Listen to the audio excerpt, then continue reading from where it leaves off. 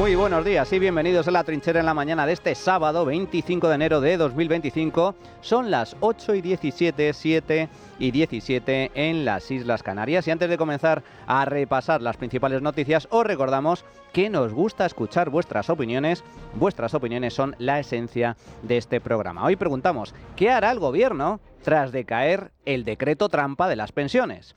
Podéis participar a través del número de WhatsApp al que nos podéis enviar vuestras notas de audio en nuestro espacio de tertulia. Iremos escuchando vuestras opiniones. El teléfono es el 689 33 74 44. Repito, 689 33 74 44. También podéis opinar y contactar con nosotros a través de nuestra cuenta de Twitter @trincherallamas. Además, os recordamos que tenéis disponible la playlist de La Trinchera con todas las canciones que suenan en el programa. La podéis encontrar en Spotify, en la web de radio y en redes sociales, donde dejamos un enlace. Ahora sí, vamos a repasar la actualidad esta semana con Javier García. ¿Qué tal, Javier? Buenos días, ¿cómo estás? ¿Qué tal, Manuel? Buenos días. Se cumplen hoy ya 6 días de gobierno del nuevo presidente de Estados Unidos, Donald Trump. Solamente en su primer día, en las 12 horas de gobierno, firmó cerca de 200 órdenes ejecutivas para desmontar la presidencia de su antecesor, del expresidente Joe Biden. Entre las primeras políticas aprobadas por Donald Trump destaca, por ejemplo, el fin del Green New Deal, la apuesta clara del Partido Demócrata en su objetivo de impulsar la transición energética. En su lugar, el líder republicano ha anunciado que va a incrementar la producción de hidrocarburos, particularmente el petróleo. A ello también se suman políticas en inmigración que se centran fundamentalmente en 3 ejes. Uno es el fin al acceso al asilo, el segundo el despliegue de tropas militares en la frontera sur y el tercero la eliminación de la ciudadanía por derecho de nacimiento, aunque justamente este último ya se ha tumbado por parte de la justicia. Además, también ha adoptado medidas como los indultos de los que asaltaron el Capitolio, también prometer al mundo aranceles o incluso salir del Acuerdo Climático de París. También en los últimos días se ha lanzado a la conquista de la IA, de la inteligencia artificial, con un anuncio histórico de 500.000 millones de dólares. Vamos a conocer más en profundidad cómo han sido estos primeros días de gobierno, estas primeras medidas, con Ignacio Bravo. Ignacio, ¿qué tal? Buenos días. ¿Qué tal? Buenos días. Donald Trump no ha perdido el tiempo en su primera semana como presidente de los Estados Unidos. Bajo el lema "La era dorada de Estados Unidos comienza ahora mismo", Trump juraba el cargo como presidente número 47 del país, una etapa en la que el empresario estadounidense ha asegurado que devolverá la fe, la riqueza y sobre todo la libertad, valores que se habían perdido con la administración Biden, según el nuevo presidente estadounidense. Por esa razón, nada más bajarse del estrado tras su jura en el cargo, en el mismo acto de acceso a la Casa Blanca, Trump firmó una batería de hasta 200 órdenes ejecutivas con el único objetivo de arrancar su legislatura con la destrucción de gran parte del legado del ahora expresidente Joe Biden. Las nuevas medidas ya aprobadas, algunas de ellas simbólicas y otras que todavía deberán someterse a desafíos legales, están centradas en su cruzada antimigratoria, en la guerra comercial, en la energía o en el fin de cualquier programa gubernamental que promueva la diversidad, la equidad y la inclusión. Estados Unidos se considerará una vez más una nación en crecimiento, que aumenta nuestra riqueza, que expande nuestro territorio, que construye nuestras ciudades, eleva nuestras expectativas y lleva nuestra bandera hacia nuevos y hermosos horizontes. Perseguiremos nuestro manifiesto hacia las estrellas, lanzando astronautas estadounidenses para plantar líneas y estrellas en el planeta Marte. Uno de los principales problemas que Donald Trump quiere solucionar durante su próxima legislatura, como ya les comentamos la semana pasada, es el problema de la inmigración. Es precisamente en este ámbito en el que se ha centrado principalmente durante sus 6 primeros días, aprobando hasta 6 medidas para aliviar la presión migratoria en la frontera sur de Estados Unidos. Entre las medidas aprobadas se encuentra la eliminación de los protocolos de protección al migrante, que permitía a los inmigrantes permanecer en Estados Unidos hasta que se resolviera su situación, la militarización de la frontera y la construcción del muro prometido en 2016. También se encuentra entre esas medidas la declaración de la emergencia nacional, que permitirá las deportaciones masivas, la declaración de cárteles del narcotráfico como organizaciones terroristas para poder aplicarles la cadena perpetua como sentencia judicial o la pena de muerte para migrantes. A pesar de la firma, un juez ya ha anulado la propuesta de Donald Trump de eliminar la ciudadanía por derecho de nacimiento al considerarlo inconstitucional. Se detendrá inmediatamente toda entrada ilegal y comenzaremos el proceso de devolver a millones de extranjeros criminales a los lugares de donde vinieron. Restableceremos la política de permanecer en México. We will reinstate my remain in Mexico policy. Entre esa batería de medidas ya aprobadas por Donald Trump se encontraba también la prohibición de la red social TikTok durante 75 días en su personal cruzada con China, que tras esta nueva amenaza de Trump ha cambiado su postura respecto a una posible futura compra de la plataforma. Sin embargo, esta prohibición fue levantada a las pocas horas de su aplicación. Trump también ha ordenado por segunda vez la salida de Estados Unidos de la Organización Mundial de la Salud y también del Pacto de París sobre energía. De hecho, en contraposición a este acuerdo, ha firmado otra orden ejecutiva para declarar la emergencia climática nacional, prometiendo llenar las reservas estratégicas de petróleo. Eso sí, ha asegurado que no será con petróleo de Venezuela. En relación también a la emergencia climática, Trump ha puesto fin al llamado Nuevo Pacto Verde, que tenía como objetivo impulsar el empleo verde, regular la industria de los combustibles fósiles y limitar la contaminación. En otro orden de cosas, el mandatario también, durante la noche de su toma de posesión, firmó hasta 1.500 indultos para perdonar a las personas detenidas durante la entrada de sus partidarios en el Capitolio en 2021. Ya saben que esta noche voy a firmar los indultos a los rehenes del 6 de enero. Y tan pronto como me vaya iré al despacho Oval y estaré firmando indultos para toda esa gente. Otro de los ámbitos en los que Donald Trump ha puesto la mira es la economía, especialmente en el apartado internacional y arancelario. Tal y como ha recordado en varias ocasiones durante la campaña, el memorando firmado que trataba de controlar esta situación establece que se debe abordar las prácticas comerciales injustas y desequilibradas, instruyendo a los funcionarios del gabinete a examinar las políticas comerciales y arancelarias, incluyendo aquellas con China. Gracias, Ignacio. Estas son las principales medidas que lleva Trump en esta primera semana de gobierno. El nuevo presidente estrenó por segunda vez el despacho Oval con una desenfadada rueda de prensa donde España se convirtió en una de las inesperadas dianas del republicano. Trump incluyó de forma errónea a nuestro país dentro de un grupo de países llamados BRICS, por las siglas de los integrantes: Brasil, Rusia, India, China y Sudáfrica. Al ser preguntado por un periodista sobre la aportación de menos del 5% en gasto en defensa de varios países, incluidos España y Francia, Donald Trump aprovechó para cargar contra el primero, contra nuestro país, contra España, con lo que pareció ser, a propósito o no, una confusión, ¿no, Ignacio? Eso es, el nuevo presidente de Estados Unidos, Donald Trump, ha señalado que España mantiene una aportación insuficiente al gasto de defensa dentro de la OTAN, aludiendo a que no alcanza el 2% del Producto Interior Bruto, un compromiso adquirido en 2014 por los países miembros de la Alianza y que España no pretende cumplir hasta 2029, algo por lo que no solo ha sido señalado por Estados Unidos, también desde Bruselas se lo han señalado en varias ocasiones. Sin embargo, la declaración de Trump incluyó una inesperada confusión o amenaza. Trump afirmó que España forma parte del grupo de países emergentes conocido como los BRICS, lo que derivó en la amenaza de imponer aranceles al 100% de los productos españoles. Esta es la secuencia de la confusión o no del empresario estadounidense. ¿Qué esperan de los países necesitados que gastan la menor cantidad de dinero, como España y Francia, que están por debajo del 5%? España está muy por debajo y, sin embargo, ¿son una nación BRICS? ¿Cómo? ¿Son una nación BRICS España? ¿Saben lo que es una nación BRICS? Lo descubrirán. Pero bueno, si las naciones BRICS quieren hacer eso, está bien, pero les vamos a imponer al menos un arancel del 100% sobre todos los negocios que hagan con Estados Unidos. Saben lo que son los BRICS, ¿verdad? Ustedes lo saben a lo que me refiero. Los BRICS, que son el acrónimo que designa a Brasil, Rusia, India, China y Sudáfrica, agrupan a economías emergentes que buscan una mayor influencia en la escena global. Y aunque en los últimos años el grupo ha aceptado o considerado incorporar a países como Egipto, Irán, Emiratos Árabes o Argentina, España no tiene ningún vínculo formal conocido. La confusión asustó principalmente a los empresarios, ya que en la nueva etapa Trump se espera una nueva política comercial agresiva con los aranceles. Y esta agrupación es uno de sus objetivos, a la que plantea imponer aranceles del 100%. Ante las afirmaciones de Trump, el gobierno ha preferido mantenerse al margen y creer que se trata de una confusión. Por su parte, el Partido Popular culpa a las políticas de Sánchez de esta confusión, mientras desde Vox ha preferido quitarle hierro al asunto. Escuchamos a la portavoz del gobierno, Pilar Alegría, a la presidenta de la Comunidad de Madrid, Isabel Díaz Ayuso, al portavoz popular, Miguel Tellado, y a la portavoz de Vox, Pepa Millán. Evidentemente, España no es un BRIC, no es un país emergente. Y desconozco si bueno, esa afirmación realizada por el presidente Trump es una confusión o no. Y me encargaré personalmente, así lo hará desde luego mi gobierno, de demostrar ante esta administración que no todos los españoles ni todos en España no somos parte de los BRICS ni queremos serlo. España es mucho más que su gobierno. España no es el gobierno Sánchez.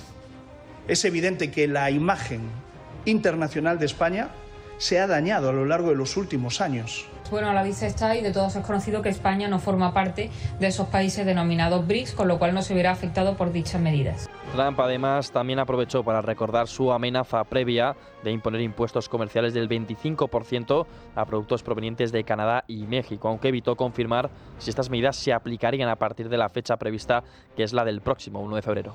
Hemos escuchado reacciones de aquí de nuestro país, de España. También ha habido reacciones a esta primera semana de gobierno de Donald Trump, de la presidenta de la Comisión Europea. Ha avisado a Europa de que tiene que prepararse para una dura batalla geoestratégica. También reacciones en otros países. Francia aboga por más unidad de los europeos, mientras que el primer ministro polaco ha dado la razón a Donald Trump y ha asegurado que hay que aumentar el gasto en defensa hasta el 5%, como el republicano solicita. Quien se ha mostrado entusiasmado con la vuelta de Trump al poder ha sido Marruecos. Trump legitimó en su anterior mandato la soberanía marroquí sobre el Sáhara Occidental a cambio de que Marruecos reconociese a Israel. Vamos a conocer estas reacciones internacionales. Adrián Pajares, ¿qué tal? Buenos días. Buenos días. Las reacciones políticas sobre la toma de posesión sobre Trump no cesan y la presión sobre España para que invierta más en defensa no para de crecer. Primero fue la OTAN, esta semana Trump y ahora desde la jefatura de diplomacia de Bruselas también se comprometen a que todos los Estados miembros deben aumentar el gasto en defensa y cumplir lo que dice el presidente americano. El presidente Trump tiene razón al decir que no gastamos lo suficiente. Es hora de invertir. Necesitamos inversión de los Estados miembros y del sector privado, pero también del presupuesto común europeo. Debemos gastar más del 1%. Tenemos que transmitir el mensaje de que nos tomamos en serio nuestro compromiso con la defensa europea. El mensaje de la Unión Europea a Estados Unidos es muy claro. Debemos hacer más por nuestra propia defensa y cargar una parte justa de la responsabilidad por la seguridad de Europa. El presidente Sánchez ha contestado a las amenazas de Trump de subir aranceles. Ha dicho que España se compromete en llegar al 2% de inversión en gasto militar en 2029 y que a las dos administraciones no les interesa estas guerras comerciales. We have increased by 70% our total Hemos incrementado nuestro gasto militar un 70% en los últimos años. Estamos en el top 10 de países que más invierte en la OTAN y también no solo estamos centrados en ese 2%, sino en cómo se participa activamente. España está muy por encima de la media. Necesitamos también una aproximación más constructiva con la nueva administración y desde luego que ni a Estados Unidos ni a Europa nos interesa entrar en esta guerra comercial. De igual modo, Sánchez ha dicho que hay que rebelarse contra la tecnocasta de Trump y Elon Musk, ya que para él ponen en peligro las democracias. La democracia no es un euro, un voto, no es un tuit, un voto, es una persona, un voto. Y por tanto, Europa debe plantar cara a esta amenaza y defender la democracia. Estamos viendo cómo, por ejemplo, la tecnocasta, si me permiten que utilice esa expresión de Silicon Valley, pues está tratando de usar su poder omnímodo sobre las redes sociales para controlar el debate público y, por tanto, la acción gubernamental, nada más y nada menos que de todo Occidente. Javier Milei sí que ha salido en defensa de Trump acerca de los posibles aranceles. En principio yo no soy quien para opinar sobre la política comercial de otro país. Y por otra parte yo creo que, a diferencia de otros líderes, Trump entiende perfectamente la geopolítica y utiliza la política comercial de Estados Unidos como parte de la geopolítica. No es que él sea proteccionista, sino que sabe el rol que tiene Estados Unidos en el mundo y, consecuentemente, su política comercial es parte de su estrategia geopolítica. Otros líderes mundiales, como Olaf Scholz en Alemania o Macron en Francia, piden prudencia y reconocer el valor de Europa en las relaciones con Estados Unidos, auguran que Europa debe estar más unida que nunca y piden al mandatario estadounidense que no interfiera en los países europeos a través de las redes sociales. Así que el mayor socio que tendrá Trump en Europa, con total seguridad, será la Italia de Meloni. Pues temblando. Así es como está el zurderío y los sátrapas de medio mundo están temblando con la llegada de Donald Trump a la presidencia de Estados Unidos. Escondiditos debajo de la mesa, a ver qué hace el nuevo mandatario, que ha empezado como un auténtico huracán. Está claro que el Donald Trump del segundo mandato, el que acaba de llegar a la Casa Blanca es diferente al del primer mandato. Para empezar, ha lanzado un mensaje de ilusión, de nueva era, de cambio drástico y radical después de 4 años nefastos, desastrosos por parte de la administración demócrata de Joe Biden. Y ha empezado con muy buen pie, porque lo primero que ha hecho ha sido derogar en 24 horas ni más ni menos que 4 años de mandato demócrata. Así es como se gobierna un país. Igual que Javier Milei.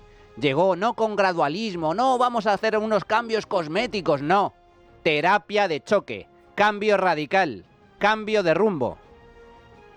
Lo que había hasta entonces no valía, no funcionaba. Pisoteaba derechos y libertades individuales, eso se acabó. Wokismo, fuera. Despilfarro público, fuera. Impuestos abusivos, fuera. Hiperregulación, fuera. Cambio drástico.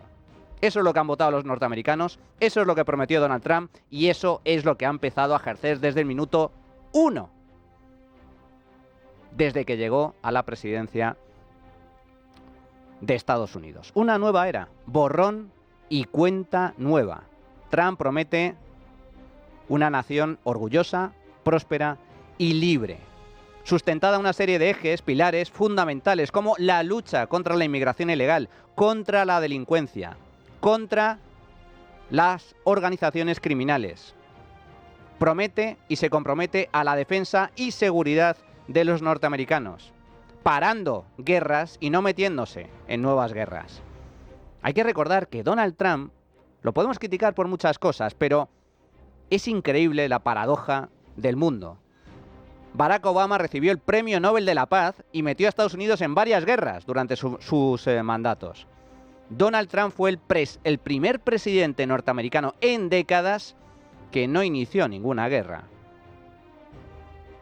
Durante los primeros 4 años de Donald Trump como presidente, el mundo, a nivel bélico, geopolítico, estuvo relativamente tranquilo. Llegó Biden y, oh casualidad, estalló la guerra a las puertas de Europa con esa invasión brutal, injusta, deleznable por parte del dictador Vladimir Putin, ruso, a Ucrania. Y estalló el polvorín una vez más de Oriente Próximo con ese atentado criminal histórico por parte de los terroristas de Hamás a Israel. Jamás los aliados de Pedro Sánchez, jamás los aliados de la izquierda española. Único país del mundo desarrollado que reconoce a Palestina de forma unilateral como Estado. ¡Qué vergüenza! Pues Trump promete acabar con ese tipo de conflictos y ya ha logrado al menos un alto el fuego. Y Zelensky y Putin están dispuestos a negociar, a sentarse para poner fin a la guerra en Ucrania. Y promete también riqueza, promete prosperidad. Es cierto que el tema proteccionista es nefasto. Eso es una muy mala medida. Las guerras comerciales siempre acaban generando problemas, pobreza. Es un juego de suma cero donde todos pierden. Pero tiene otras medidas positivas a nivel económico y, desde luego, lo más importante, acaba con el wokismo. El wokismo en Estados Unidos se ha acabado. Se acabó la censura, se acabó la ideología de género, se acabó el feminismo, ha sacado a Estados Unidos del nefasto Acuerdo Climático de París, ha sacado a Estados Unidos de esa organización cuasi criminal que es la Organización Mundial de la Salud, controlada por China, y ha dicho que nada de aplicar impuestos globales mínimos a las empresas, tal y como pretende la OCDE. Lo que promete Trump, en esencia, en resumen, es sentido común. Y de vuelta a nuestro país, cada semana que pasa se le complican más las cosas al presidente del gobierno, a Pedro Sánchez. A los numerosos presuntos casos de corrupción que afectan a su familia y a personas de su ejecutivo, se unen también las continuas derrotas parlamentarias que hacen que la legislatura penda de un hilo. En el primer día que se celebraba un pleno en el Congreso, en este año 2025, en este nuevo año, Pedro Sánchez sufrió sus 2 primeras derrotas importantes en el Parlamento. En la jornada de este miércoles, tanto Partido Popular, Vox, UPN y Junts tumbaron 2 decretos económicos del Ejecutivo de Sánchez. Uno de ellos se trataba de un decreto ómnibus, un cajón desastre que incluía desde una revalorización de las pensiones hasta ayudas para los afectados por la Dana, pasando por subidas de impuestos, un recorte en la financiación autonómica, desprotección de los propietarios de casas ocupadas o la entrega incluso de un palacete del Estado en París al PNV. El otro decreto derogado contemplaba un gravamen a las energéticas. El Ejecutivo solamente ha conseguido convalidar el decreto que recoge cambios en materia de pensiones, pactado con la patronal y sindicatos y que afecta, entre otros aspectos, a la jubilación demorada, la parcial y la activa. Las votaciones se han realizado en medio de la polémica que hemos ido comentando aquí en este programa entre el Partido Socialista y Junts las semanas anteriores, y después también de que el prófugo Carles Puigdemont asegurara que rompía todas las negociaciones con los socialistas. Y así ha sido, porque Junts ha votado en contra de los 3 decretos. Así se expresó desde la tribuna del Congreso este miércoles, en este pleno extraordinario, la portavoz de los separatistas, Míriam Nogueras. Con nosotros no tienen la suerte porque no les funcionará. Que mientras ustedes no cumplan, no cuenten con Junts. Lo que pase hoy será fruto de la negligencia y la falta de seriedad del PSOE. Con nosotros el chantaje y la presión no tienen efectos. Con nosotros lo que funciona es la negociación y sobre todo el cumplimiento de los acuerdos. Porque no tienen mayoría y tienen que dejar de actuar como si la tuvieran. El PSOE tiene que dejar de hacer el trilero y el resto tienen que dejar de votar sí a todo como si nada. Han de deixar de votar sí a tot a canvi de res. Ante esta situación, el Gobierno ha aprovechado para culpar al Partido Popular de que no salgan adelante sus decretos, pero no ha culpado a Junts. La realidad es que Sánchez carece de una importante mayoría parlamentaria para gobernar. El Ejecutivo nos tiene acostumbrados a utilizar unos argumentos en unas situaciones cuando les son favorables, pero no a utilizar los mismos argumentos en situaciones similares que no les son favorables. El Congreso, como explicó el ministro Félix Bolaños hace ya un tiempo, cuando se aprobó la ley de amnistía, representa al conjunto de la sociedad española. Sin embargo, ahora el Gobierno se dedica a culpar al PP de que no salieran, como decimos, adelante estos 2 decretos. Vamos a escuchar primero lo que dijo Félix Bolaños el 30 de mayo del pasado año, como decimos, sobre la votación de la ley amnistía que sí que salió adelante en el Congreso de los Diputados. La ley amnistía, además, nace con respaldo político, la mayoría absoluta de esta Cámara, más de 12,5 millones de españoles a través de sus representantes, nace con respaldo social, lo pudimos ver en las urnas el 12 de mayo en Cataluña, y nace con respaldo jurídico. La Comisión de Venecia, el Consejo de Europa, la respaldó desde el punto de vista jurídico. Las declaraciones se pueden matizar porque la Comisión de Venecia no dio el visto bueno a la ley de amnistía, pero donde sí tenía razón el ministro de Justicia es en que el Congreso representa a los españoles, lo que quiere decir que ahora la mayoría de la sociedad española está en contra de los decretos del Gobierno de Pedro Sánchez y que la mayoría de la sociedad española no comparte, por lo tanto, las iniciativas del Ejecutivo. Pero la estrategia de Moncloa es echar balones fuera, culpar a la oposición y criticar a los diputados por no aprobar su medida. Así se mostró en una entrevista en la cadena SER el mismo Félix Bolaños. ¿Algunos de los diputados que ha sido votado para estar allí le han votado para bajar las pensiones a nuestros pensionistas?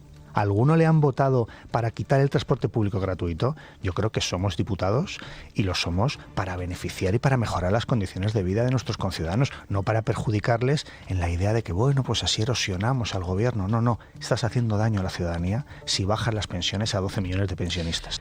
El Gobierno volvió a utilizar esta semana el truco de meter en un decreto muchas medidas completamente distintas entre sí. En alguna ocasión ya lo había hecho el Gobierno y le había funcionado, pero ahora no le ha funcionado, pese a que el Partido Popular está a favor de la subida de las pensiones y de la prórroga de las ayudas al transporte. Finalmente, la oposición votó en contra del decreto que recogía estas medidas porque recogía hasta 80 completamente diferentes. El llamado decreto ómnibus, esto es lo que cayó el pasado miércoles. Los de Feijóo anunciaron que habían presentado desde ese mismo miércoles en el Congreso toda una batería de iniciativas legislativas para actualizar las pensiones y cubrir estas ayudas. Eso sí, para su aprobación individual, por separado, sin los chantajes ni los recortes del Ejecutivo. En Junts animan también al Ejecutivo de Sánchez a presentar las medidas por separado y critican que Pedro Sánchez cuele el programa electoral del Partido Socialista en cada decreto. Escuchamos al prófugo, a Carles Puigdemont. Ho tenen fàcil. Lo tienen fácil. Hoy mismo hacen un Consejo de Ministros extraordinario. Hoy mismo presentan las mismas medidas de las pensiones y del transporte público con las que estamos de acuerdo y las aprobamos ahora mismo. Lo que no haremos es que para aprobar una medida en la que estemos de acuerdo nos coloquen y nos cuelen otras 80 medidas, algunas de las cuales no estamos de acuerdo. En el PP dicen algo parecido. Dicen que el gobierno está utilizando como rehenes a los españoles para pagar los precios políticos a sus socios. Alberto Núñez Feijóo es el presidente del partido. El grupo parlamentario al que pertenezco ha estado, está y seguirá estando siempre a favor de subir las pensiones, pero no a favor de regalar inmuebles en el centro de París. Ha estado y está a favor de las ayudas al transporte, pero no a que no suban los impuestos a la luz o a los alimentos. Y ha estado y está a favor de las ayudas a Valencia, pero no a favor de proteger a los ocupas. Si lo que le preocupan son los españoles, estoy seguro de que esto lo solucionamos en 2 tardes. Como asegura Feijóo y también Puigdemont, Moncloa puede presentar de manera urgente un Real Decreto que lleve solo y únicamente la subida de las pensiones, y el Partido Popular, como hemos escuchado, y también Puigdemont votarían a favor. También la otra posibilidad es tramitar por vía de urgencia cada una de las proposiciones de ley registradas por los de Feijóo.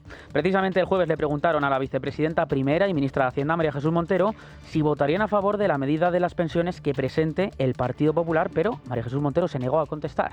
¿Se plantea apoyar alguno de los decretos que planea presentar el PP para que los pensionistas, por ejemplo, o las ayudas al transporte puedan reanudar su inserción? Bueno, ¿qué sentido tiene esto, no? Que dice el Partido Popular ahora, que como ustedes entenderán, lo utiliza como coartada para intentar explicar un voto que no tiene justificación alguna.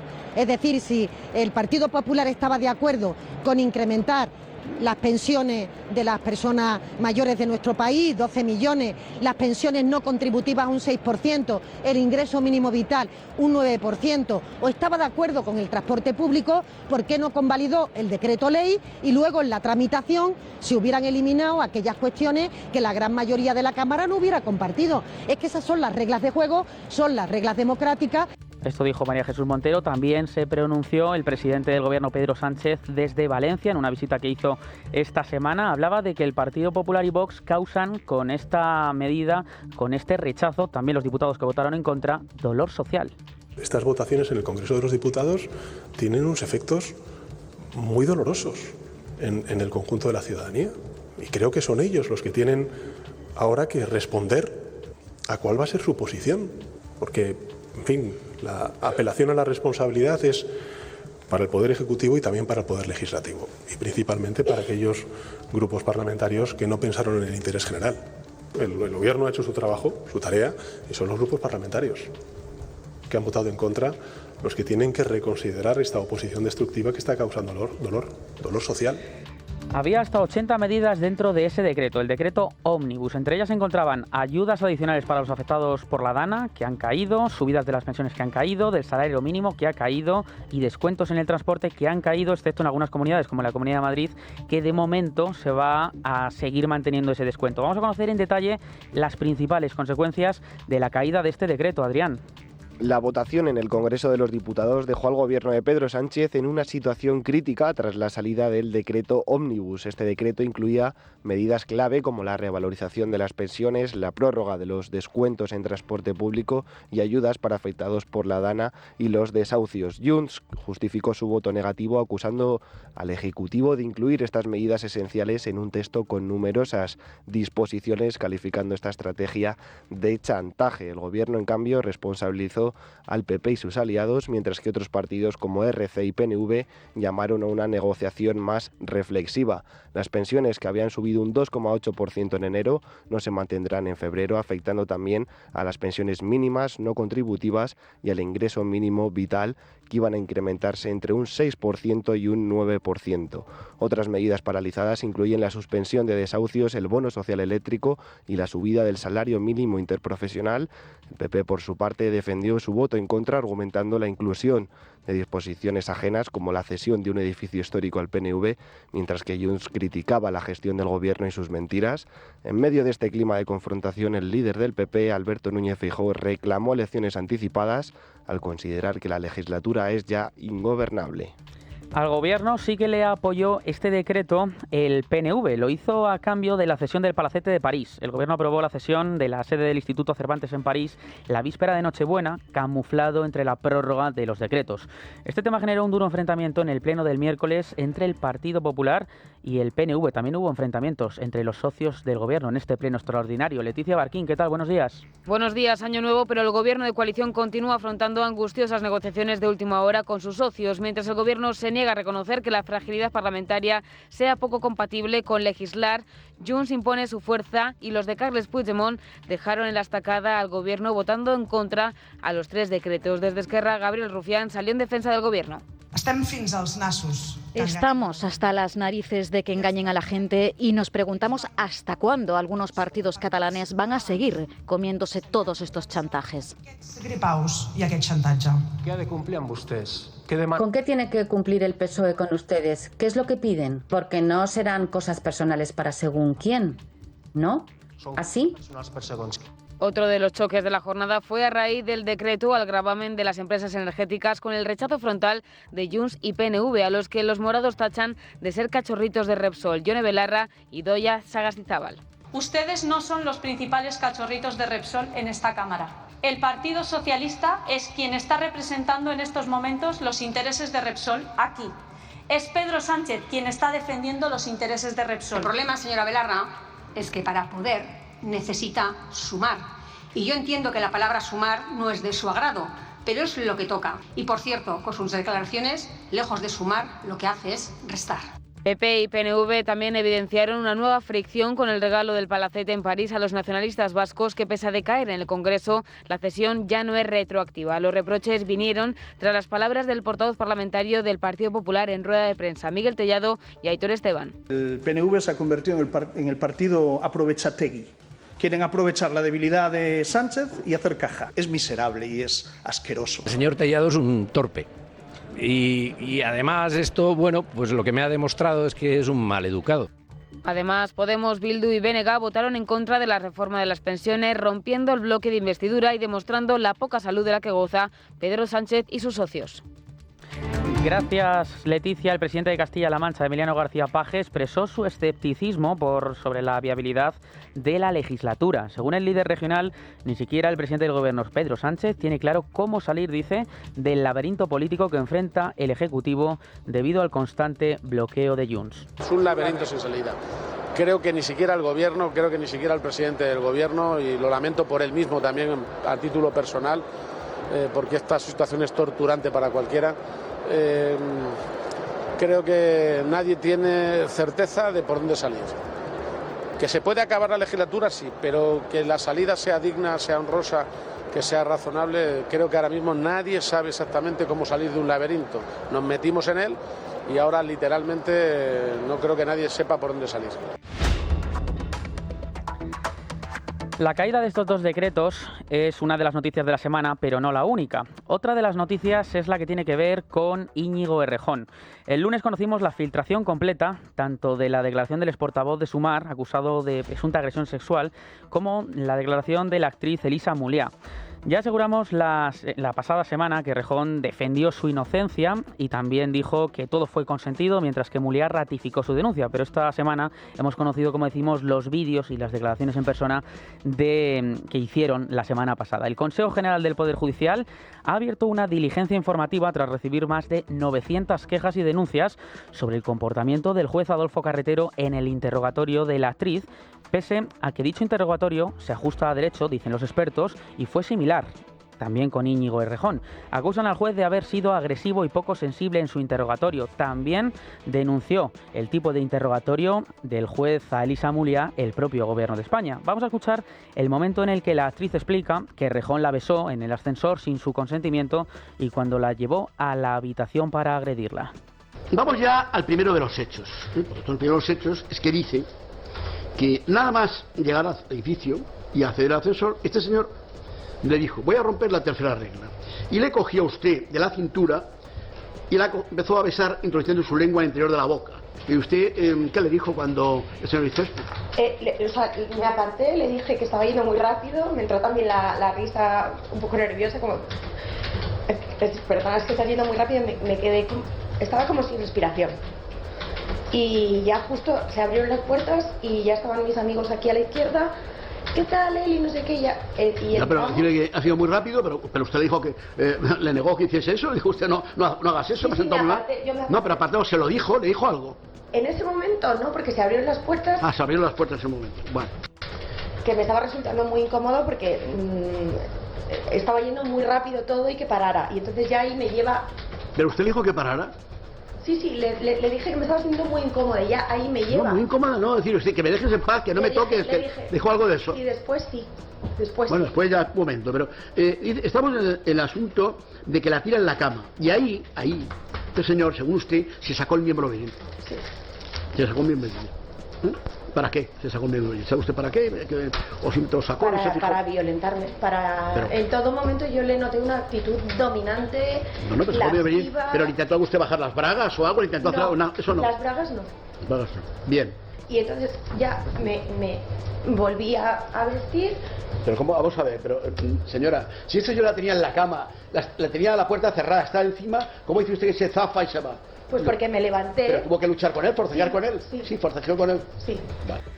Muchos expertos y el gobierno dicen que este tono no fue el adecuado. La realidad es que el tono y el interrogatorio no fue solamente con la actriz Elisa Mulía. También el juez utilizó el mismo tono con Íñigo Errejón, con el denunciado. Según aseguran algunos expertos, los detalles son importantes y el objetivo del juez es conocer exactamente lo que pasó, por lo que hay cosas que hay que preguntar. Este fue otro momento del interrogatorio. Como decimos, en este caso a Íñigo Errejón, el juez quería conocer que Errejón concretara concretamente las conversaciones que estaba manteniendo con la actriz a través de Telegram con el fin de saber qué tipo de intimidad existía entre ellos. Las explicaciones de Errejón fueron en algunos momentos incompletas o abstractas, por lo que el juez tuvo que interrumpir a la fiscal y al acusado. Van a materializar. Te haría esto, te haría lo otro. Sí, no es un contrato, no es que el día que te vea hacemos esto, pero tengo ganas de hacerte esto, yo también, te acabo de ver en la tele que voy a apostar, pues yo te he visto en no sé qué, joder, que bien te sienta, y de ahí empiezas a subir. Y empiezas a subir, empezándote a contar lo que te apetecería hacerte, lo que te gusta de otra persona, lo que ya como contenido muy sexual. Solo por eso se explica que estuviéramos en lucha de autodestrucción, porque si no nadie tendría necesidad de destruir los mensajes. Pero podría concretar usted un poco, se lo he dicho antes, porque es que claro, aquí en la justicia penal no hay que ser tan metafórico, hay que decir las cosas. Es que me da un cierto... Sí, pues debería decirlo porque así sabríamos el grado de intimidad que tenían ustedes. Bueno, pues sí, pues hablar básicamente de cómo vas a apoyar con otra persona. Vale, eso. Perdonen, es que me da bueno, es que es así, porque estamos en tribunal penal y viendo una agresión sexual, no puede decir, no, es que vamos a ver tu pelo, como no. Se habla lo que se habla, de hacer el amor, de follar o tocar, o etcétera. Vale, de ese tipo eran las conversaciones, de ese tipo. Como vemos, no solo fue duro con la actriz, sino también con el acusado. Por ello, el juez, cuando ha sucedido toda esta polémica, ha asegurado que va a pedir amparo al Consejo General del Poder Judicial ante las quejas por su trato a Mulía en este caso. Además, en la declaración de Elisa Mulía se ven contradicciones y la comparamos con la denuncia que interpuso, donde dijo que Errejón le cerró la puerta con pestillo para evitar que pudiera salir de la habitación donde supuestamente se cometieron los hechos. Pero la actriz en sede judicial, donde comparecía como testigo, por lo que no podía mentir, dice que no se acuerda ahora si había o no pestillo. Esto provocó el enfado del juez. Dice usted que cerró con el pestillo la puerta este señor. Cerró con el pestillo. ¿En qué pestillo? ¿De arriba, de abajo? ¿En qué pestillo? No, él cerró. ¿Pero el pestillo dónde estaba? ¿Era pestillo de estos de aquí o pestillo de puerta? O sea, él se cercioró con la puerta. Yo no sé si había pestillo.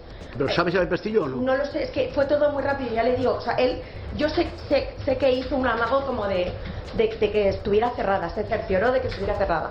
Vale, pero usted habla claramente de la denuncia que hay pestillo. No sé si, no me fijé si había pestillo. No se fijó entonces, vale. No me fijé si había pestillo, pero sí que se cercioró de que estuviera cerrada. De que la puerta estuviera cerrada, pero una cosa es cerrar con pestillo que no puedes abrir y otra cosa es cerrada que puedes abrir en cuanto salgas o cuando quieras cogerla.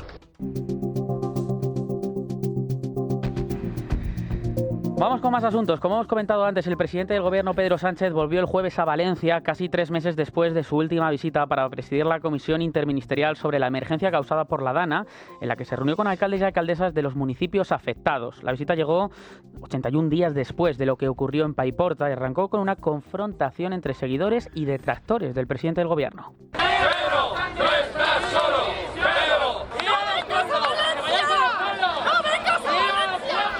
¡Que ella te En el PP han criticado esta visita. La secretaria general del partido, Cuca Gamarra, aseguró este jueves en Antena 3 que Sánchez ha abandonado a los valencianos en el peor momento y afirmó que no busca la coordinación entre la administración, sino que lo que busca el presidente es la confrontación. Pedro Sánchez huyó ya hace 3 meses de Valencia y el problema es que abandonó a los valencianos porque desde ese momento no solo no ha ido, que era su obligación y su responsabilidad estar ahí, sino que además las medidas que tendría que haber puesto de manera rápida al servicio de los valencianos no las ha puesto. Hoy vemos cómo las ayudas no llegan y hoy vemos cómo al final la ineficacia es lo que lidera Pedro Sánchez cuando se habla de la reconstrucción de Valencia. Y además no busca la colaboración con el resto de las administraciones, sino que lo que está buscando es la confrontación, haciendo de la tragedia un arma política en la que cree que va a sacar un rédito político. Sánchez compareció ante los medios de comunicación después de esa reunión con alcaldes y alcaldesas. Dice que ha tramitado ya el Ejecutivo el 85%